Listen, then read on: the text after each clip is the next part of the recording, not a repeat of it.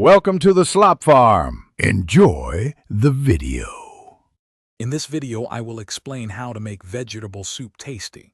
First, begin by sautéing your aromatic vegetables like diced onions, carrots, and celery in a good quality oil.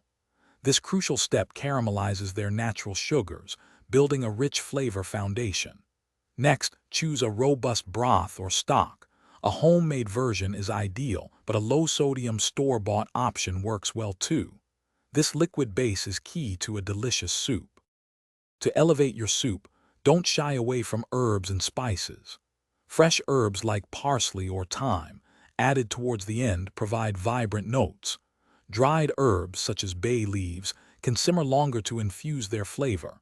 A dash of black pepper or a pinch of smoked paprika adds warmth. Finally, a squeeze of fresh lemon juice or a splash of apple cider vinegar at the very end can brighten all the flavors, making your soup truly sing. Texture is just as important as flavor. Cut your vegetables into different shapes and sizes to ensure a varied bite. For an umami punch, try adding 1 tablespoon of tomato paste when sautéing, or simmer with dried mushrooms. A Parmesan rind can also infuse incredible savory depth.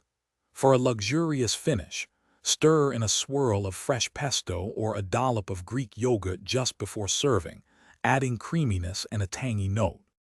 Before serving, always taste your soup and adjust the seasonings. This is your chance to fine-tune the salt, pepper, or any other spices to perfection.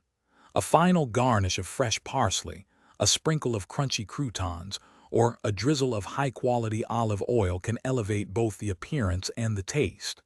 Remember, presentation matters.